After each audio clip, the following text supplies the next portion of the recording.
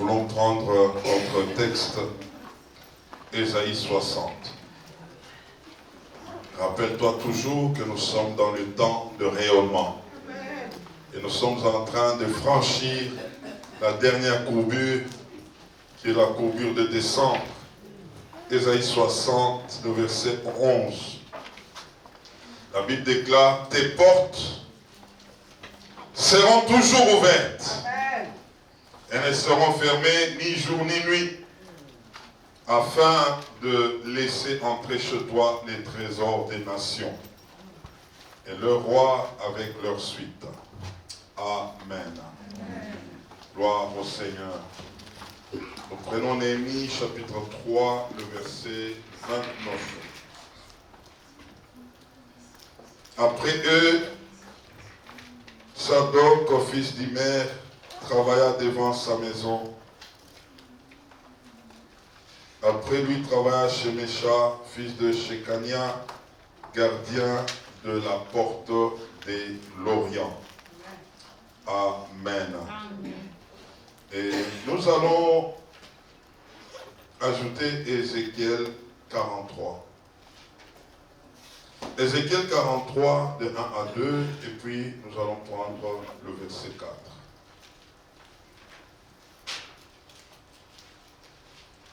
Ézéchiel 43, 1 à 2. Il me conduisit à la porte qui était du côté de l'Orient. Et voici la gloire du Dieu d'Israël s'avançait de l'Orient. Sa voix était pareille au bruit de grandes eaux, et la terre resplendissait de sa gloire. Verset 4.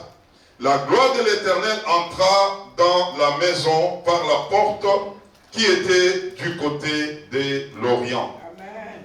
Nous prenons encore Ézéchiel 44, 1 à 3. Ézéchiel 44, 1 à 3. Il me ramena vers la porte extérieure du sanctuaire, du côté de l'Orient, mais elle était fermée. Et l'Éternel me dit, cette porte sera fermée et ne s'ouvrira point, et personne n'y passera. Car l'Éternel, le Dieu d'Israël, est entré par là. Elle restera fermée. Écoutez le verset 3. Pour ce qui concerne le prince pourra s'y asseoir. Ah, aujourd'hui, hein, dis à ton voisin, aujourd'hui, c'est aujourd'hui. Il y a des portes qui, pour d'autres, ne seront jamais fermées, mais pour les autres, ça sera fermé.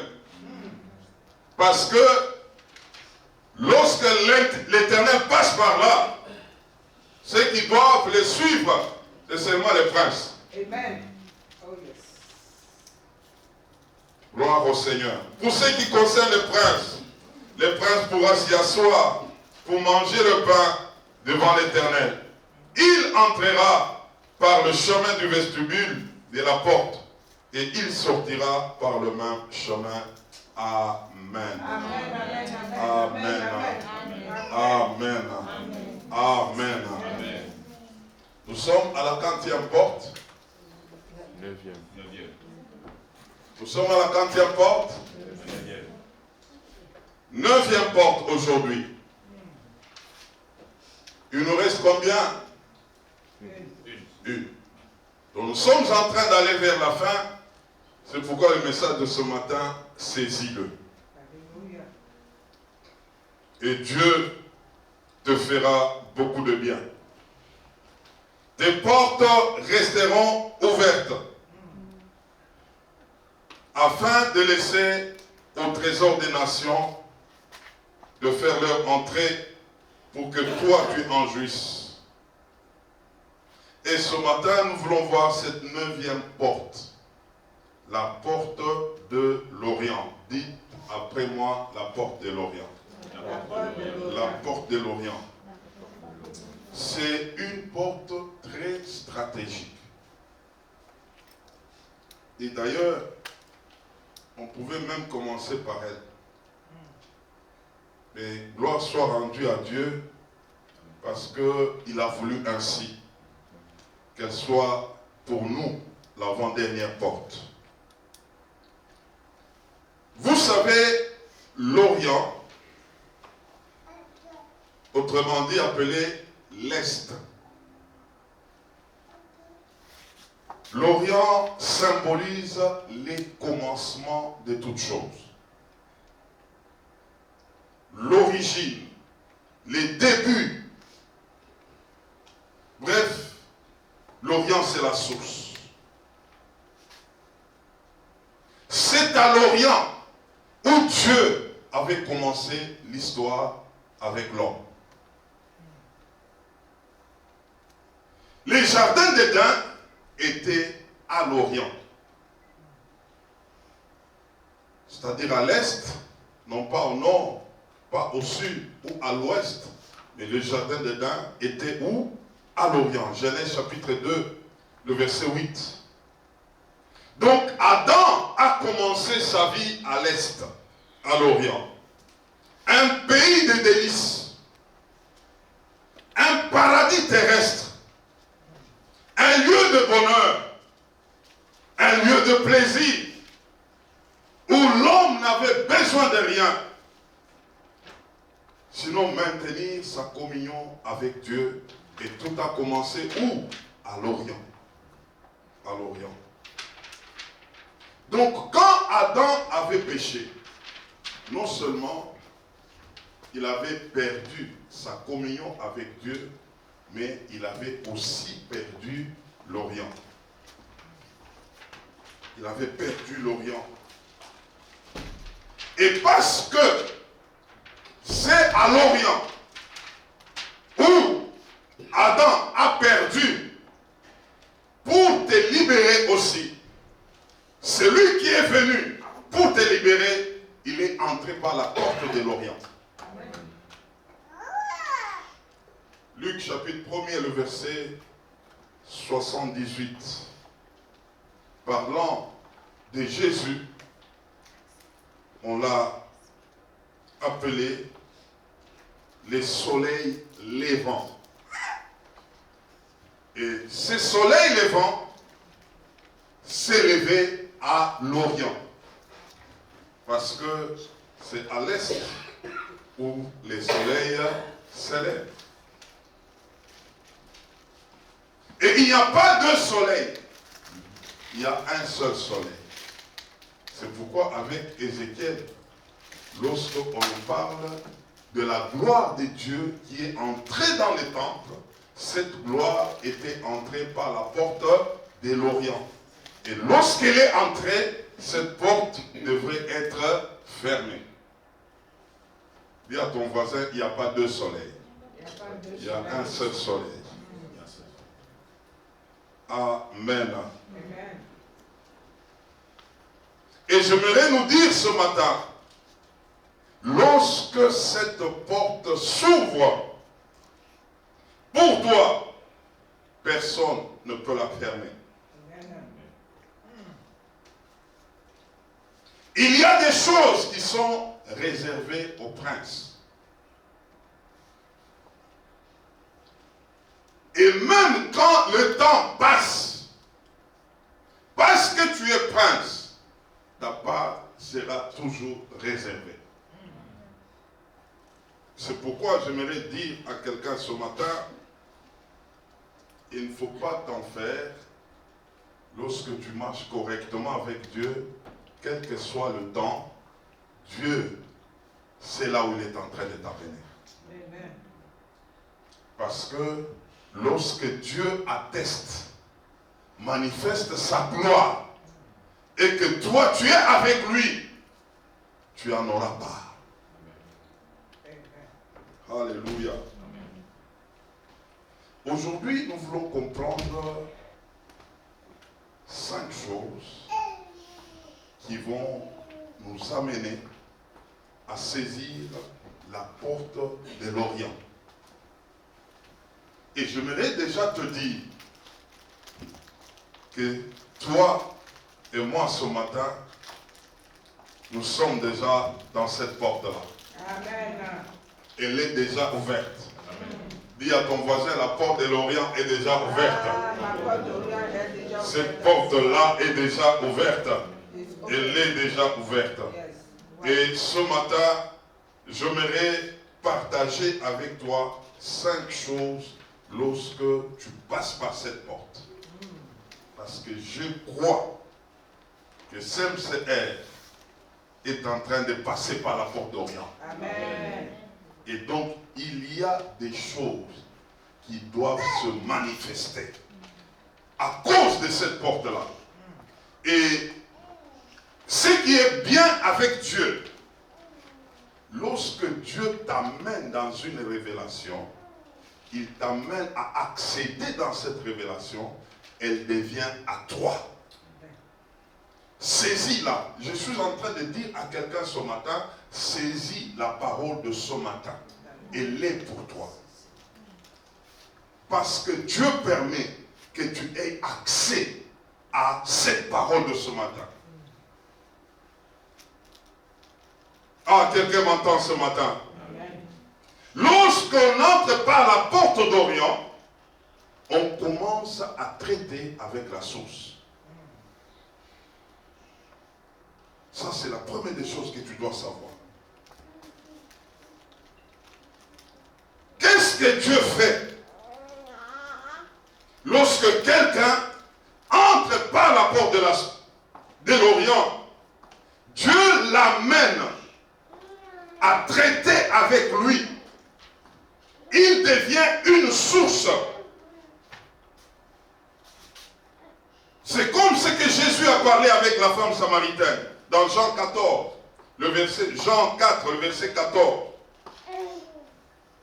Lorsque tu boiras de cette eau, tu n'auras plus soif, et en toi jaillira une source. Tu deviendras une source. Et ce matin, je t'annonce, le fait que tu entres par la porte de l'Orient, il y a une source qui commence à se manifester en toi. Amen. Jean chapitre 7, le verset 38, la Bible parlant de la soif que nous devons avoir en croyant à ce Dieu-là, il nous dit, des fleuves d'eau vive couleront dans ton sein. Tu seras donc une source. Et ce matin, cela est ta portion. Amen. J'aimerais te dire, qu'est-ce qui se passe lorsqu'on devient une source? C'est que on devient comme cette lumière qui commence à éclairer ceux de ta génération. La source, en fait, elle est celle qui ravitaille les autres. Vous savez, l'avantage avec Dieu lorsqu'on se connecte à lui, tout ce qui est de Dieu commence à transiter par toi. Pour que cela se manifeste aux autres, Dieu se servira de toi pour que les autres se retrouvent. Tu es attaché à Dieu qui est invisible dans la dimension spirituelle, mais dans la dimension physique, les choses commenceront à se passer en passant par toi. Vous savez, il y a ce qui se passe avec la lune. La lune n'a pas de lumière. Mais la lumière de la lune, elle attire du soleil. Tout ce qu'il faut pour la lune, c'est de bien se positionner par rapport au soleil. Quand elle se positionne bien, elle reflète une lumière qui ne vient pas d'elle, mais qui vient du soleil. Tel est ton cas ce matin. Tout ce que je peux te demander ce matin, positionne-toi bien par rapport au soleil levant. Par rapport à Christ, tu vas refléter ce qui est de Christ. Tu vas manifester ce qui est de Christ. Tout dépend de ce que tu sois attaché à lui. Et étant attaché à lui, lorsqu'il voudra se manifester, il passera par toi. Et tel est ton partage ce matin. Parce que le Seigneur, par cette porte de l'Orient, il veut manifester sa gloire. Mais cette gloire, il la fera avec toi. Amen. Quelqu'un qui entre par la porte de l'Orient, Dieu lui donne la supériorité sur ses ennemis. Et j'annonce ce matin, il y a un travail que Dieu est en train d'accomplir dans ta vie. Personne ne te vaincra. Amen. Ils te feront la guerre, mais ils ne te vaincront pas. Parce que Dieu t'accorde la supériorité. Exode chapitre 14, le verset 21. Vous savez, lorsque Israël devrait quitter l'Égypte, c'est Dieu qui avait parlé. Il a manifesté des signes et Israël a pris maintenant le devant pour sortir. Mais les ennemis, les Égyptiens, ils étaient tellement habitués à dompter Israël, ils n'ont pas accepté la libération d'Israël. Ils se sont dit finalement, il faut qu'on les attaque. Et c'était une attaque par derrière. Pendant qu'eux avancent, du coup ils le regardent. Il y a un groupe de chars, de chevaux en train de les attaquer. Vous savez, mes frères, lorsque Dieu entre dans une affaire, personne ne peut vaincre quand on t'attaque. Quand Dieu s'élève pour toi, quelles que soient les machinations, tous ceux qui vont t'attaquer, leur échec est bien préparé. Amen. Israël a regardé, Israël s'est mis à l'embarras, il commence à parler que qu'est-ce que nous allons faire? Dieu a réglé le problème avec les vents de l'Est. Il a dit à Moïse, lève ton bâton sur la mer. Moïse lève le bâton sur la mer. La Bible déclare dans Exode 14, 21, là, Dieu a suscité un vent. Et ce vent-là est venu d'où? De l'Est. Ce vent s'est levé toute la nuit. Et c'est un vent chaud. À l'Est, quand Dieu souffle le vent, c'est un vent chaud qui vient pour sécher la mer. Là où il y avait l'obstacle, le vent de l'Orient est venu frayer le chemin. Israël commence à traverser la mer, mais en même temps, les ennemis qui les suivaient viennent aussi pour traverser la mer Rouge. J'aimerais te dire ce matin, là où Dieu ouvre ta porte, l'ennemi ne passera pas là-bas. Amen. Pour l'ennemi, cette porte va l'engloutir. Amen. Ton miracle n'est pas le miracle des païens. C'est un miracle à toi. Parce que Dieu veut faire la différence. Et ce temps est arrivé. Dieu fait de toi ce matin quelqu'un invincible. Et je parle à CMCR ce matin, tout complot qui s'élève ou qui s'est levé avant, aujourd'hui ce matin, Dieu proclame cela, que ce complot est caduque. Personne ne te vaincra. Que ce soit des jours, que ce soit des nuits, tu sortiras toujours vainqueur. Vainqueur. Parce que tu es passé par la porte de l'Orient. Oh, gloire au Seigneur. Si j'étais à ta place, j'allais acclamer le Seigneur. J'allais acclamer le Seigneur. Il est en train de te communiquer une dimension de victoire. Une dimension de victoire. Ils te feront la guerre, mais ils ne vont pas te vaincre. Amen. Dieu est avec toi et Dieu est en train de dresser toutes ces choses. Amen. Troisièmement, tu es entré par cette porte, la porte d'Orient. Dieu te positionne ce matin. Amen. Tu es positionné. Dieu t'intronise ce matin.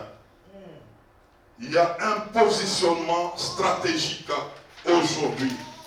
Dieu t'amène dans la dimension de direction où toi seul, tu prendras que le devant maintenant. Oh, gloire au Seigneur. Le psaume 110, à partir du verset 1er, le Seigneur est en train de parler du sceptre, de cette royauté. Et cette royauté est accordée à qui? À Judas. Vous savez, quand Dieu bouge les choses, Judas était le 40e de la famille de Jacob. Il était le 4e. Le 4e, mais Dieu lui donne le bâton des commandements. Et vous allez comprendre quelque chose avec Judas. Sa mère, qui s'appelle Léa, cherchait à plaire à son mari en lui donnant des enfants. Parce que l'autre, sa rivale, était stérile, mais elle se disant, mon mari va m'aimer par le fait que je lui donne des enfants. Il a donné le premier enfant, Ruben, elle croyait que le mari va l'aimer. Il n'y avait pas d'amour. Le deuxième, pas d'amour. Le troisième, pas d'amour. Finalement, elle s'est dit, j'ai tout fait avec mon mari, mais il les regarde toujours ailleurs. Maintenant, pour le 4e, je vais célébrer l'Éternel. Et c'est Judas. Judas, c'est l'adoration. Judas, c'est la louange. Elle s'est dit finalement, je ne regarde plus à l'homme, je regarde à Dieu. Et c'est comme ça que quand Judas est arrivé, Dieu a vu comment est-ce que on l'a présenté. Et Dieu a donné à Judas la prééminence. Vous savez, il y a des choses que Dieu accomplit qui ne dépendent pas de la position familiale, mais qui dépendent de la faveur de Dieu sur toi. C'est pourquoi je t'annonce ce matin, quelle que soit ta naissance, la manière dont tu es venu dans ce monde, ce matin, Dieu te positionne. Il te positionne. Il te positionne. Qu'est-ce qui s'est passé? Il y avait 12 tribus d'Israël. Sur les 12 tribus d'Israël, Dieu a donné à chaque tribu son drapeau et son campement. Alors, pour Judas, la position de Judas était à l'Orient, à l'Est. Et là, à l'Est, là, toutes les autres tribus, chacun était dans son coin. Quand Israël devrait lever l'ancre, commencer à aller de l'avant, les signaux se faisaient par Judas. C'est la tribu de Judas qui doit d'abord s'élever et passer devant. Et les autres tribus pouvaient venir en arrière. Judas, lui, prenait les devants. Et ce matin, je t'annonce, Dieu t'a mis à l'Est. Dieu se dit aujourd'hui, c'est par toi que d'autres suivront. Ils marcheront par ton rythme. Quel que soit ce que tu es, ce matin comprends, Dieu te donne la première place. Amen. Tu prends la première place. Quel que soit ce que tu étais, Dieu te positionne. Oh, gloire au Seigneur. Cela nous retrouvons dans Nombre chapitre 2, à partir du verset 3 et le verset 9. C'est comme ça que Judas était positionné. Du côté de l'Est, et quand Israël devrait quitter d'un lieu à un autre, celui qui donnait les go, c'était qui? Judas. Tel est ton partage ce matin. C'est toi qui donneras les go. Ce que tu feras, d'autres feront et d'autres suivront. Oh, gloire au Seigneur. Gloire au Seigneur. Gloire au Seigneur. Gloire au Seigneur. Alléluia. Alléluia. Dis à ton voisin, oh, ce matin, tu es le premier. Tu es le premier. C'est toi le premier. Alléluia. Quatrièmement, parce que tu es entré par la porte de l'Orient. C'est de cette porte dont nous parlons. Dieu te donne accès aux richesses injustes. Amen. Alléluia. Jean chapitre 21, 5 à 6. Vous savez, quand Christ était ressuscité, il a retrouvé une situation où ses disciples étaient déjà dans leurs affaires. Et pendant qu'ils s'approchent, il les a trouvés en train de faire la pêche. Et Jésus, et là c'était le Christ ressuscité. Il les a vus, il les a interpellés en les appelant des enfants. Il dit, et les enfants, est-ce que vous avez à manger? Et ils ne savaient pas que c'était le Christ. Ils ont répondu non, nous n'avons rien. Et Jésus leur dira, jetez le filet du côté droit. Vous savez, le côté droit, c'est l'Orient. Amen. Jetez le filet du côté droit. C'est comme pour dire, c'est à l'Orient où il y a le poisson. Jetez le filet de ces côtés-là. Ils ont jeté le filet. La Bible déclare, ils ont pris autant de poissons. Jusqu'à ce qu'ils ne savaient pas le retirer. Et c'est là que Jean a vu pour dire, c'est le Seigneur. Et eux tous se sont retrouvés, ce qu'ils avaient fait comme pêche, ils n'avaient jamais fait auparavant. C'était un grand miracle. Ils ont eu autant qu'ils ne pouvaient pas les avoir avant cela. Et j'aimerais te dire ce matin, parce que Dieu te positionne à l'est, Dieu te connecte aux richesses injustes. Amen. Tu les auras non pas par tes propres mérites, mais par la grâce de Dieu. Amen. Vous savez, ce Dieu dont nous servons, c'est un Dieu stratège. Et quand il a déclenché l'action, où il veut te positionner, Dieu le fait avec ses propres méthodes. Et j'aimerais te dire ce matin, parce que tu es entré par cette porte, il y a des faveurs qui vont commencer à pleuvoir sur ta vie. Amen. Saisis cela ce matin au nom de Jésus-Christ. Les faveurs que toi-même tu n'avais pas planifiées, tu n'avais pas calculées, mais il s'est fait que Dieu lui-même les déclenche ce matin. Amen. Amen. Vous savez, à dater de ce matin, quand tu pries, il faut prier en citant l'Est. Je reçois la faveur de l'Est. Je prends la faveur de l'Est. La visitation de l'Est, c'est un grand mystère. Vous savez, Christ, dans la gloire, il est assis à l'Est, à la droite du Père. Et c'est pour te dire, et quand Dieu parle, je mets tes ennemis sous tes marchepieds, selon que je t'ai placé à ma droite. Christ est à la droite du Père et il a fait que toi aussi tu sois à sa droite. Amen. Pour que tu puisses contrôler tout ce qui est des richesses de la droite, les richesses de l'Est. Pendant que le Saint-Esprit me communiquait ce message, j'ai retrouvé quelque chose.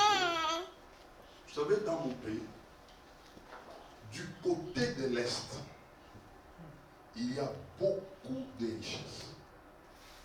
Et il y a une guerre qui a mis près de 30 ans, mais l'origine de cette guerre, c'est les richesses de l'Est. L'Est a une dimension où tu te connectes par rapport à ça, prophétiquement, c'est que tu te connectes aux richesses de Dieu. Et ce matin, j'aimerais te dire que quand Dieu déclare sur ta vie qu'il libère les richesses de l'Est, tu ne manqueras de rien. Amen. Amen. Et je te dis ce matin, ça c'est une révélation. La vie sur la terre a commencé à l'Est. Jésus qui revient, il reviendra de l'Est. Beaucoup de choses partent de l'Est. La terre a commencé à l'Est. Et ce matin, tu reçois les richesses de l'Est. J'ai dit, tu reçois les richesses de l'Est. Tu reçois les richesses de l'Est. Oh, merci Jésus, merci Jésus, merci Jésus, merci Jésus. Ce matin, je pouvais même commencer juste à proclamer, à déclarer seulement. Parce que telle est la volonté de Dieu que tu reçoives toutes ces choses qui viennent de l'Est. Et reçois-les ce matin au nom de Jésus-Christ. Je suis en train de te dire encore cinquièmement, lorsque tu entres par la porte de l'Est, cette porte, personne ne pourra la fermer. Apocalypse 3, versets 7 à 8. Tu as beaucoup lutté. Il s'est fait que tu sentais même la fatigue en toi. Mais ce que Dieu a trouvé de bien chez toi, tu n'as pas renié la foi. Tu as lutté, tu t'es battu, même là où tu ne voyais pas. Tu tenais toujours.